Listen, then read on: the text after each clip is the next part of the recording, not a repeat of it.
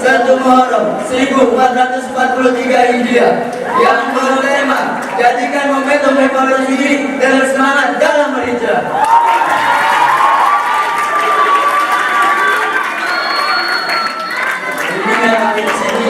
Selalu membawa acara akan membaca susunan acara yang pertama pembukaan, acara yang kedua pembacaan ayat suci Al-Quran. Beranjak kepada acara pertama yaitu pembukaan. Marilah kita buka acara pada malam hari ini dengan pembacaan surat Al-Fatihah. Beranjak acara yang kedua yaitu pembacaan ayat suci Al-Quran yang akan dibawakan oleh saudara Raina Abdullah Ibrahim. Waktu dan teman kami persilakan.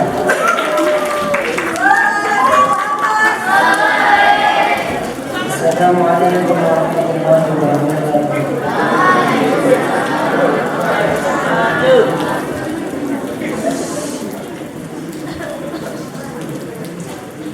A'udzu billahi minasy syaithanir rajim.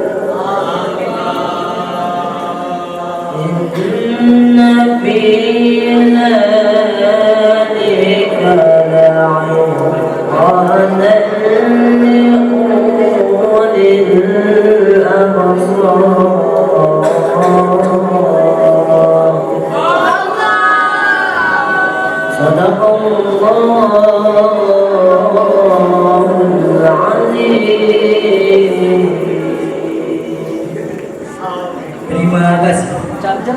Acara selanjutnya adalah Tablighul Islamiyah yang akan disampaikan oleh Ustaz Ahmad Sufyan. Kepada beliau waktu dan tempat kami persilakan. Bismillahirrahmanirrahim. Assalamualaikum warahmatullahi wabarakatuh. Waalaikumsalam warahmatullahi wabarakatuh. Tangannya.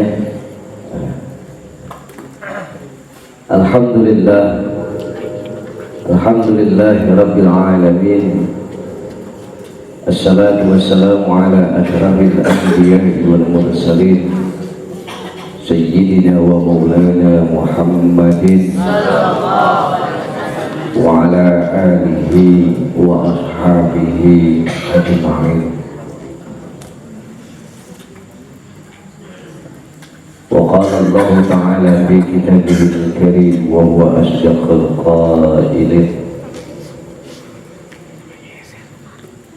Ulaika ala hudan min rabbihim wa ulaika humul muflihun. Wa qala aidan Yasin wal Qur'anil Hakim innaka laminal mursalin ala siratil mustaqim.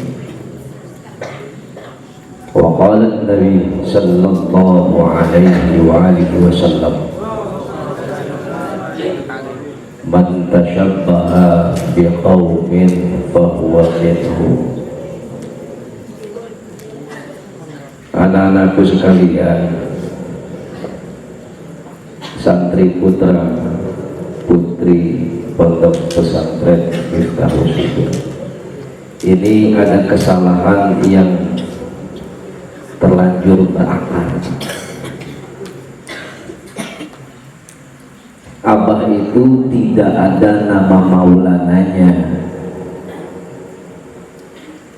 ya. Maulana itu adalah gelar yang diberikan oleh muridnya. Nama aslinya itu adalah Ilyas Kosasi Tok. Jadi jangan sok tahu. Kosasi bukan kososi. Ini ayah nggak ngerti kalian informasinya dapat dari mana.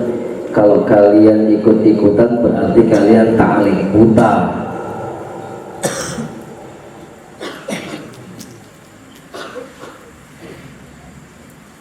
Nenek Ratna itu, ibunya Abah itu, menamakan Abah itu namanya Ilyas Kosasi, bukan Kososi.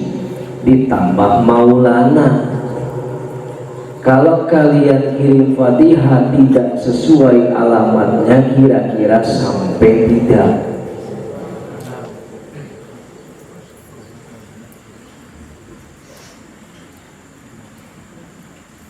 Sekian lama jadi santri di Miftahul Sudur, masa nggak tahu nama pendiri pesantrennya?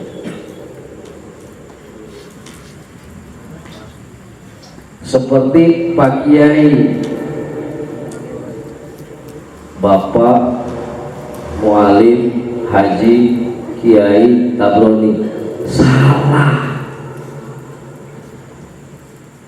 Kalau sudah mualim nggak perlu ada kiai. Kalau sudah pakai kiai nggak perlu dinisbatkan dengan ungkapan mualim.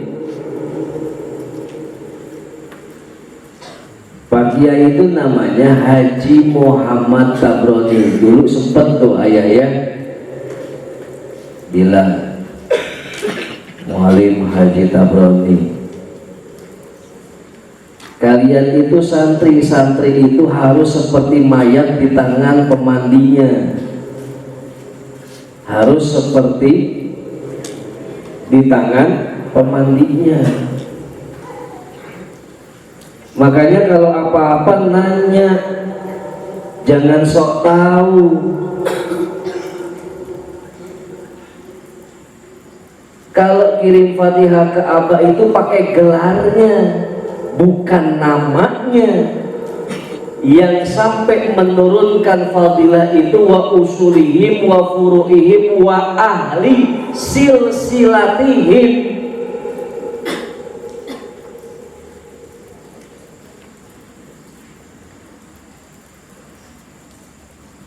Wa hadrati as-sayyidi Syekh Abdul Rahman Al-Fatihah, bukan dibarokati. Jangan ubah-ubah naks Quran. Kalian tuh jangan jadi orang yang jahilnya murakab.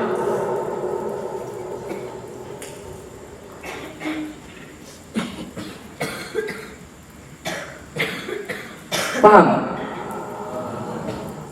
Kalau ngirim Fatihah itu tidak ada ungkapan dibarokati.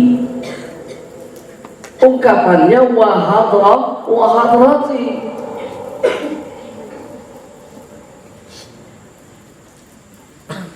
Seperti ungkapan hadiah Fatihah ke Nabi Allah Khidir. Wahadrati. Nabi Allah Khidir ibn Malkan alaihi salam. Baru belakangannya bibarokatihi itu, bimujizatihi itu. Kalau naruh di barokah itu akhiran, bukan di awal.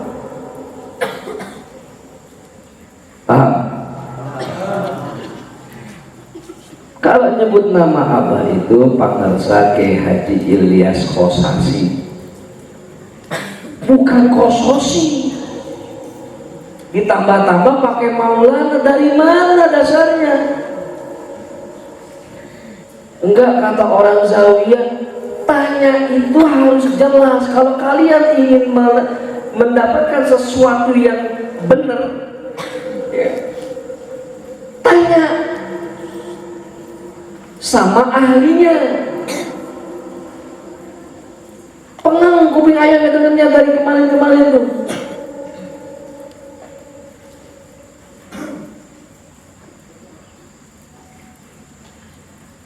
Paham?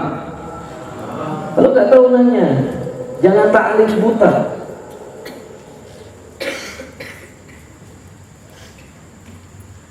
Makanya satu kesalahan yang terus-menerus dilakukan akan jadi benar.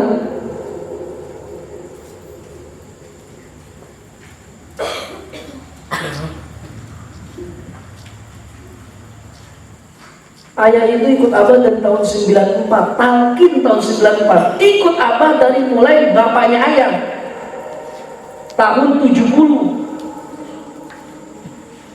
tahu persis.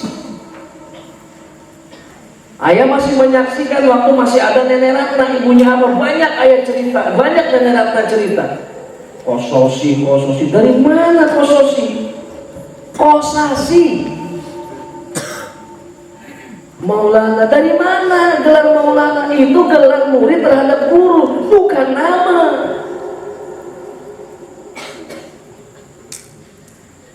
Masa harus dikasih lihat KTP-nya sih?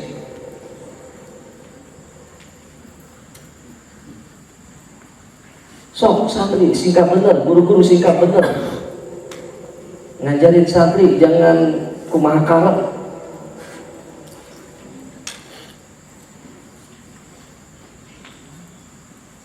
Kalau gurunya aneh, santrinya jauh lebih aneh. Jangan taklid buta lah. Kalau ngajarin sesuatu itu harus jelas. Orang hadis juga harus sampai perawinya.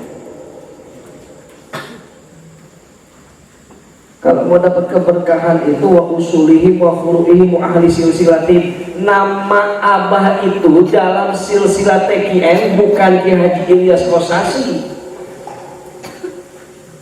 Mandat dari Syekh Abdul Khair kepada beliau itu adalah nama Syekh Abdul Rahmannya.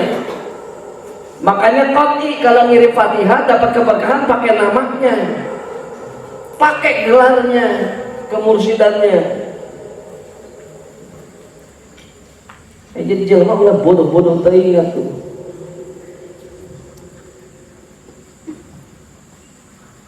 Hari ini ngomong sing paling nyaho kan.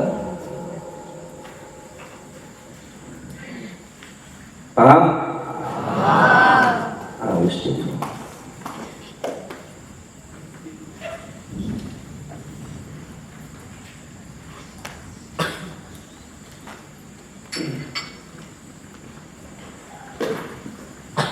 Anak-anakku sekalian,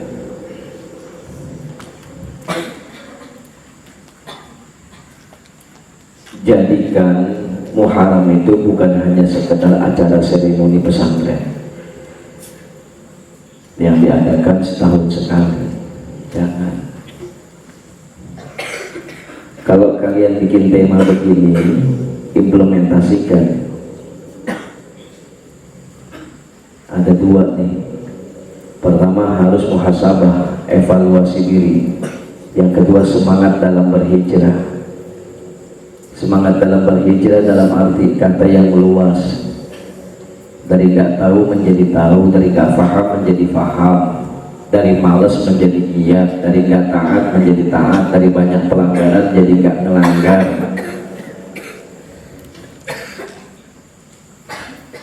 Ya.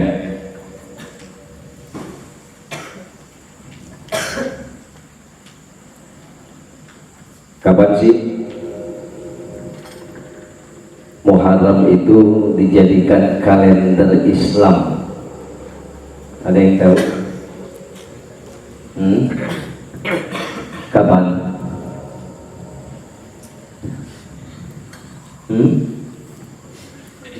bulan Muharram itu dijadikan dasar dan patokan kalender Islam yang namanya tahun Hijriah? Ada yang tahu? Santri senior?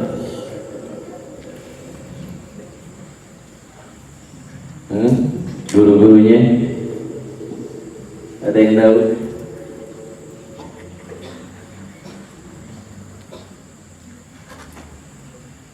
Ada yang tahu kan?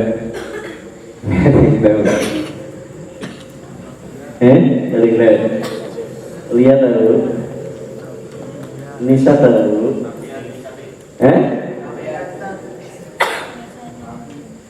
Jangan suka nunjuk-nunjuk temennya.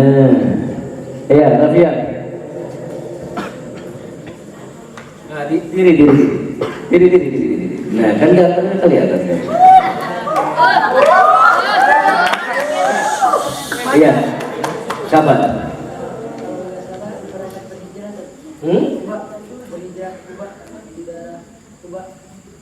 Kapan Muharram itu dijadikan, ya? Muharram itu dijadikan kalender penetapan tahun Hijriah.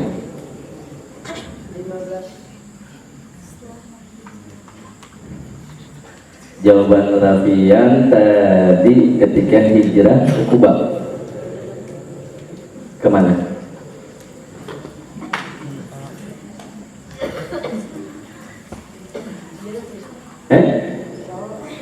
Kenapa? Kalau nggak salah jawabannya pas ketika Nabi hijrah ke Kuba. Oke, duduk. Yang lain? Setelah Nabi hijrah kemana? Ke Madinah. Oke. 2. Nih, pertanyaannya adalah kapan Muharram itu ditetapkan? Kapan Muharram itu ditetapkan sebagai kalender Islam yang tahunnya pakai Hijriah?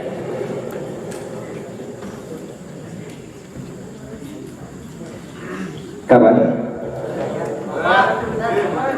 Oke.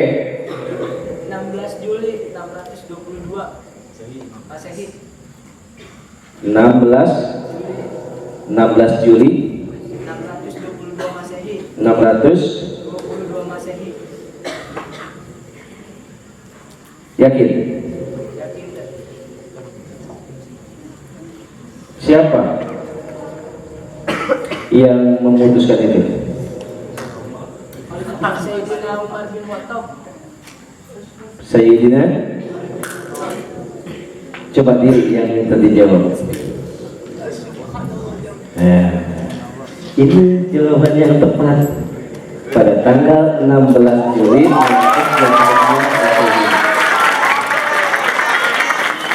itu tahun dan tanggalnya, ya.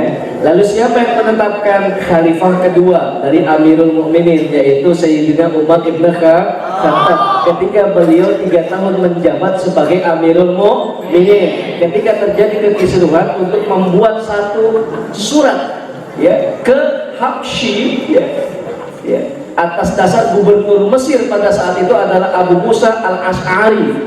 Maka ditetapkanlah hasil sepakat semua sahabat, maka Muharram dijadikan dasar tolak ukur kalender Islam. Ya, itu drama. Sallu ala Nabi Muhammad. Tepat jawabannya. Sahih jiddan. Jadi pada masa siapa? Khalifah Umar ibn Khattab. Setelah beliau 3 tahun menjabat sebagai khalifah, maka ditetapkan itu pun karena ada usulan dari gubernur di Mesir yang bernama Abu Musa al-Ash'ari, gitu, ya. Dasarnya apa? Dasarnya adalah Ta'awura bilang bahwa patokan itu bulan Hijriah, tahun Hijriah adalah dijadikan momentum ketika baginda Nabi Muhammad SAW hijrah dari Makkah ke Madinah. Itu dasarnya, ya. Paham? Jadi kalau ada yang nanya kapan Muharram itu ditetapkan sebagai tanggal 1 dalam penanggalan Hijriyah pada masa kekhalifahan Umar bin Khattab. Oke. Ada 2 puasa di dalamnya, tanggal 9 dan tanggal 10 di bulan Muharram. Tanggal 9 disebut puasa apa?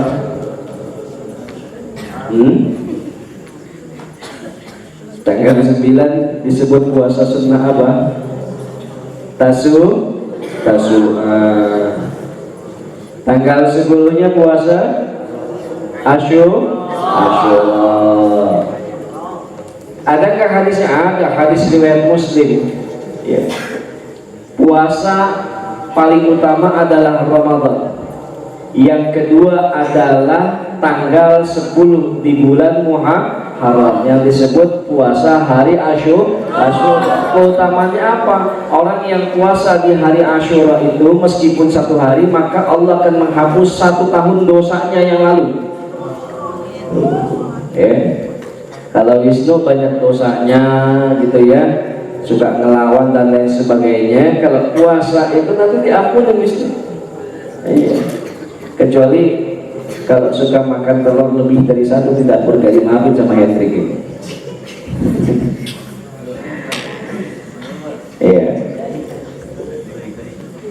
Nah, kalau puasa Tasu'ah Rasulullah pernah melaksanakan tidak? Rasulullah belum pernah melaksanakan puasa Tasu'ah. Tapi ketentuan hadisnya sudah ada. Karena beliau wafat itu sebelum bulan Muharram. Kalaulah bulan Muharram itu beliau masih hidup, masih ada, maka beliau akan melaksanakan puasa 1 hari di tanggal 9 dan 1 hari di tanggal 10.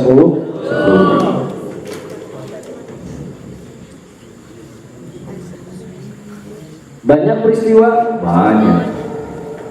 banyak sekali di bulan Muharram. Allah ciptakan alam semesta ini terjadi di bulan Muharram. Allah turunkan Adam ke bumi di bulan Muharram. Allah terima taubatnya Nabi Adam di bulan Muharram. Allah surutkan banjir besar peristiwa zaman Nabi Nuh di bulan Muharram. Nabi Allah Ibrahim dibakar oleh Namrud di api terjadi di bulan Muharram. Bahkan perang Khaybar itu terjadi tanggal 7 di bulan Muharram. Dan yang paling menyedihkan ada 2 peristiwa lagi. Di tanggal 9 Sayyidina Umar bin Khattab itu wafat, dibunuh oleh Lu'lu'ah. Itu terjadi pada tanggal 9 Muharram. Dan pada tahun 61 Hijriah, tanggal 10 tepatnya hari Asyura di bulan Muharram, terjadi peristiwa Karbala. Sayyidina Husain rahimahullah ta'ala dipenggal kepalanya, diperintahkan oleh Yazid bin Muawiyah. Itu terjadi di bulan Muharram tanggal 10 tahun 61 Hijriah. Dan nanti Allah akan melipat semua semesta ini, itu terjadi di bulan Muharram. Banyak peristiwa di bulan Muharram.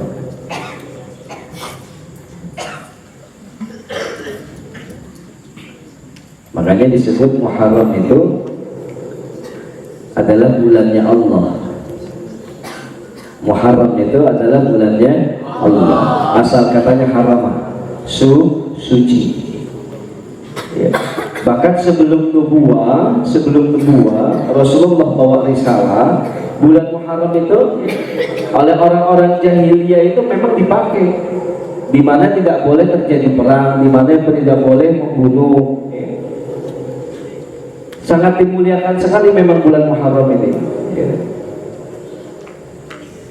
Makanya kalau melihat temanya sebagai evaluasi diri, cocok. Makanya bulan Muharram itu sebelumnya ada Zulhijjah. Ya. Di mana diperintahkan manis tato'a ilaihi sabila. Ya. Haji. Paham? Paham?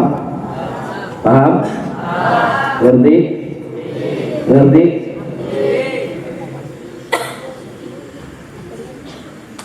Besok libur ya? Besok libur ya?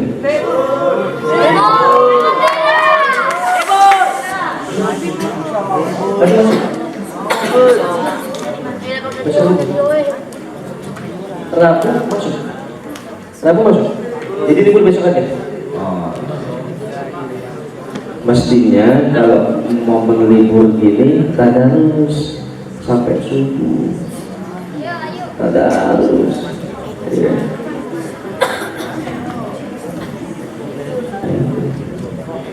Paham ya?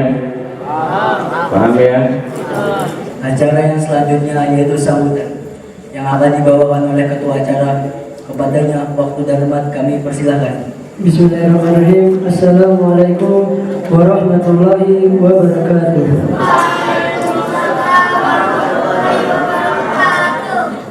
Yang saya hormati pendiri Pondok Pesantren Miftahul Syudur, Pak Ustaz Kiai Haji Yahya Suksasi. Yang saya hormati pengasuh Pondok Pesantren Miftahul Syudur, Kiai Haji Muhammad Tabrani.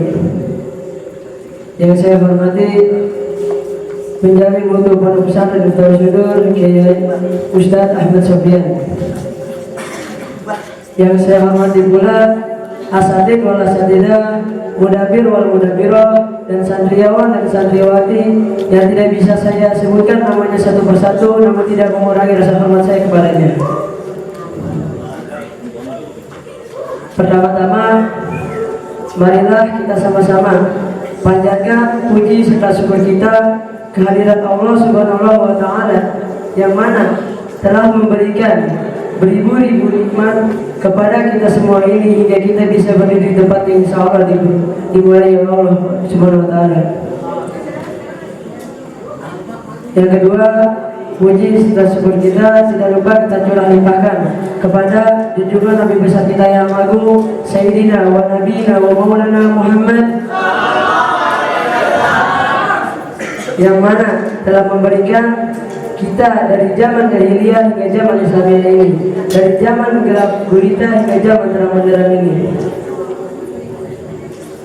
Berdirinya saya di sini satu hanya untuk mengucapkan beribu-ribu terima kasih kepada asatidz wal asatidah, mudabir wal mudabirah, santriawan dan santriawati yang telah berpartisipasi dalam mengadakan acara memperingati 1 Muharram 1443 Hijriah.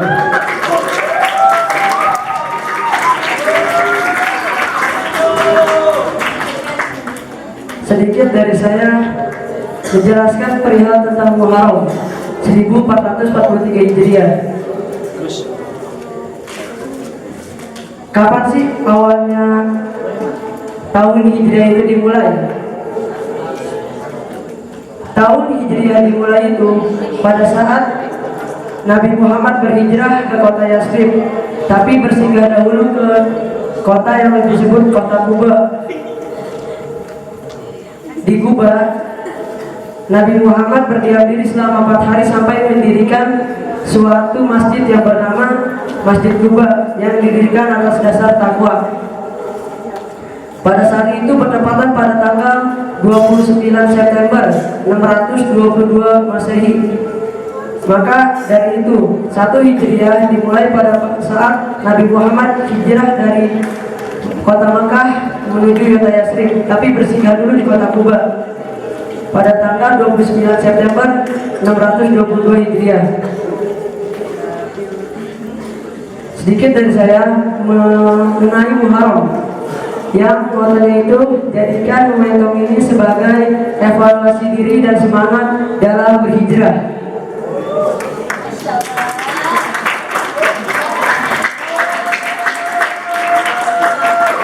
Di tahun baru Islam ini, marilah kita sama-sama lebih banyak lagi dalam beribadah kepada Allah, lebih banyak lagi untuk bertakwa kepada Allah sampai kita bisa terus beribadah kepada Allah SWT.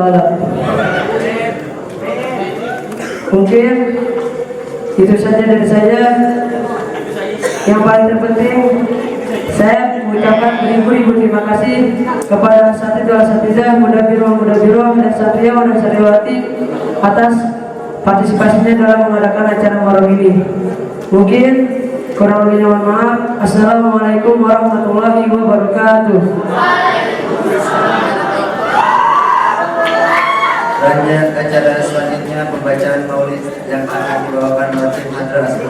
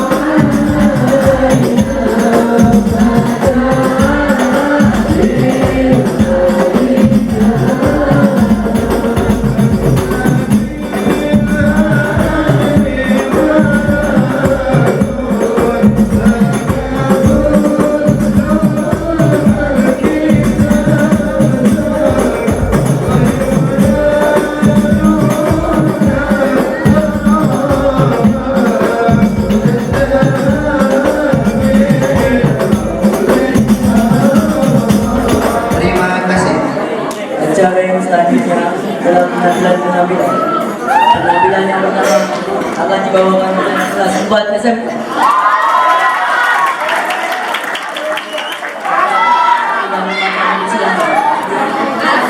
Assalamualaikum warahmatullahi wabarakatuh.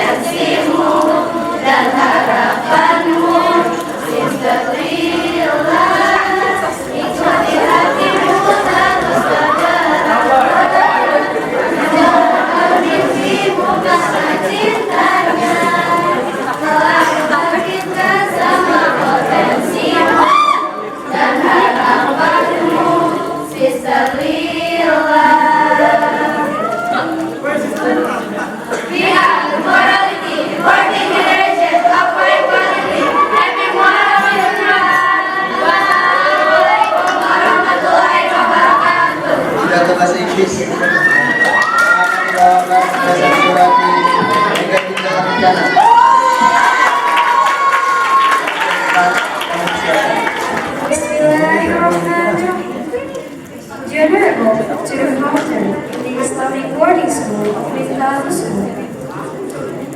Honorable to the all officers, honorable to the Master Presenter, and to all my beloved audience. Bismillahirrahmanirrahim. Assalamualaikum warahmatullahi wabarakatuh.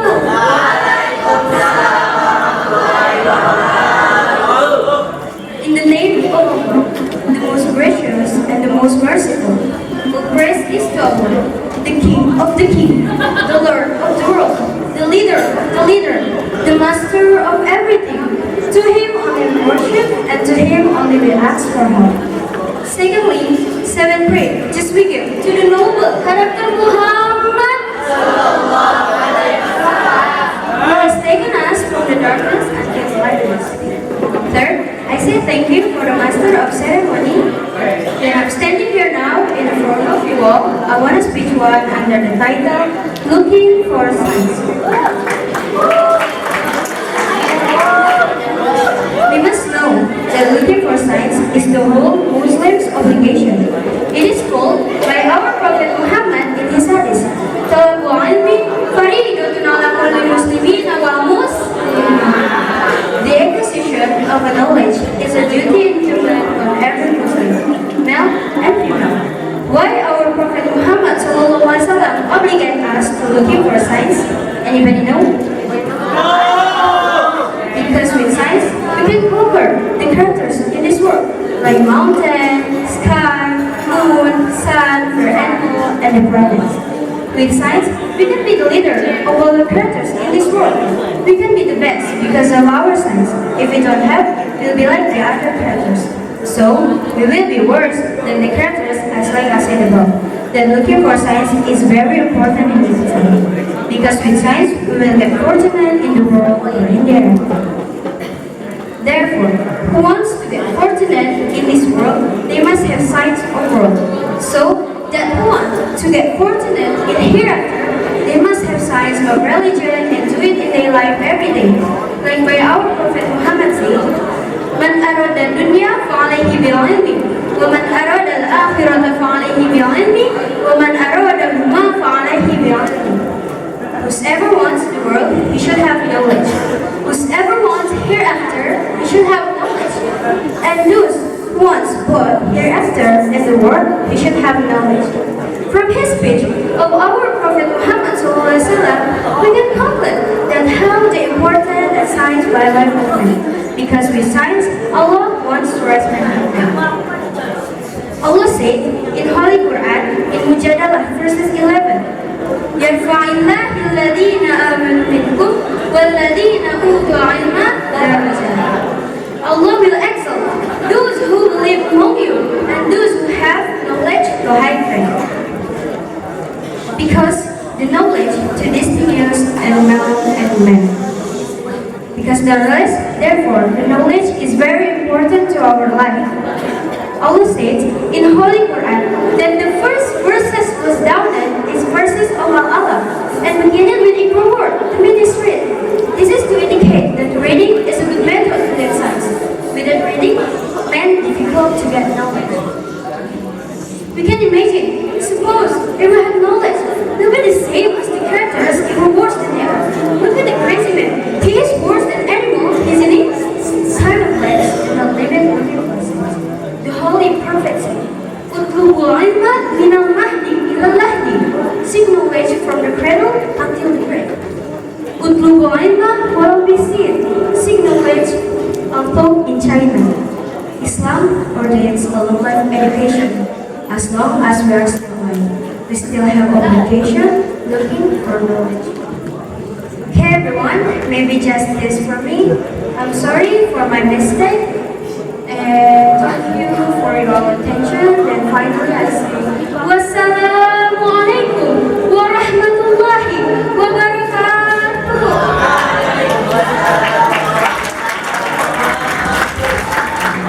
Assalamualaikum warahmatullahi wabarakatuh.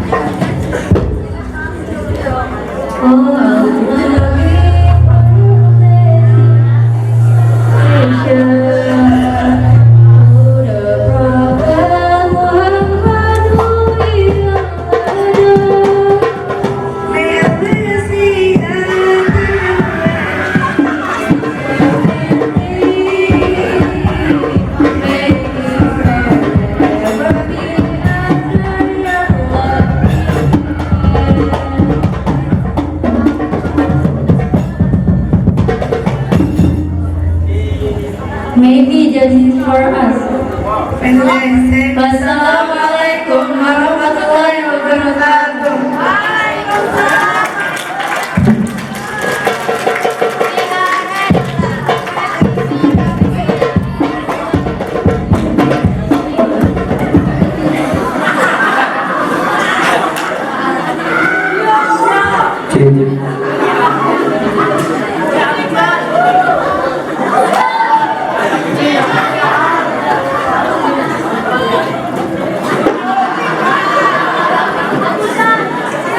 Assalamualaikum warahmatullahi wabarakatuh. Innal hamdalillah nahmaduhu wa nasta'inuhu wa nastaghfiruh wa na'udzu billahi min shururi anfusina wa min sayyi'ati a'malina may yahdihillahu fala mudilla lahu wa may yudlil fala hadiya lahu. أشهد أن لا إله إلا الله وأشهد أن محمدا رسول الله. ربي اشرح لي صدري ويسر لي أمري واحلل عقدة من لساني يفقهوا قولي. ربي زدني علما وارزقني فهما برحمتك يا أرحم الراحمين.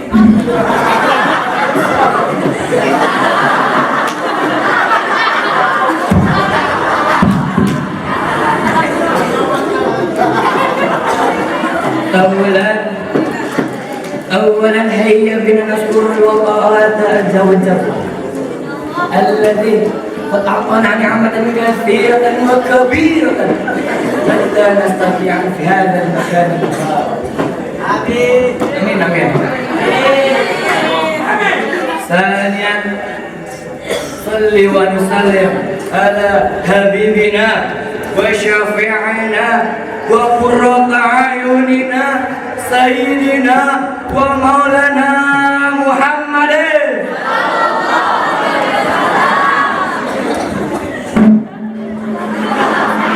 الذي قد أنزل سبيل الأمة إلى النور ومن ذلك ثالثا شكرا كثيرا إلى رئيس الجلسة. أقوم فيهن سأتكلم معكم جميعا تحت العنوان أتعاون إلى البر والتقوى. ويا أيها الحج هذا الإسلام دين الذين يأمر على المتقين بالعدل والإحسان ويحرم الظلمات والطغيان ويروون المؤمنات على الطاعة والبر والتقوى ويطلب من المسلمين أن يتعاملوا على خير وفعله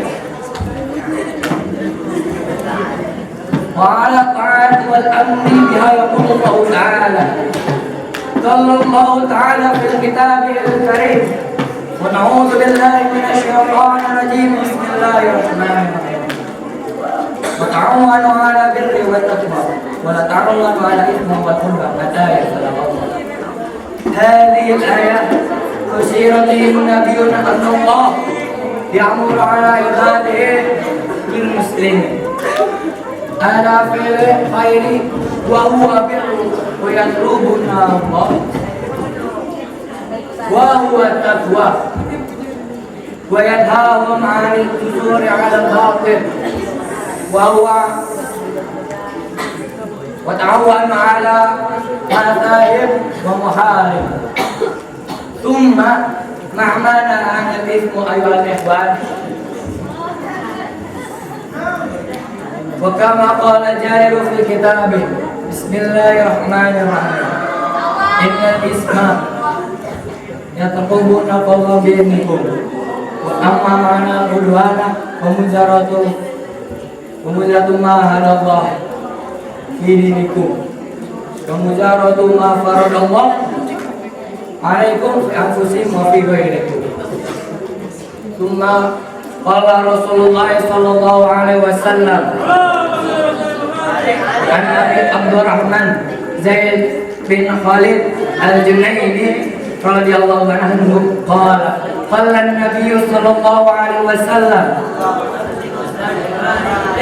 من جهد غازيا في سبيل الله فقد غزا وما خالف غازيا في أهله فقد غزا يمكن هذا مني شكرا كثيرا السلام عليكم ورحمة الله وبركاته.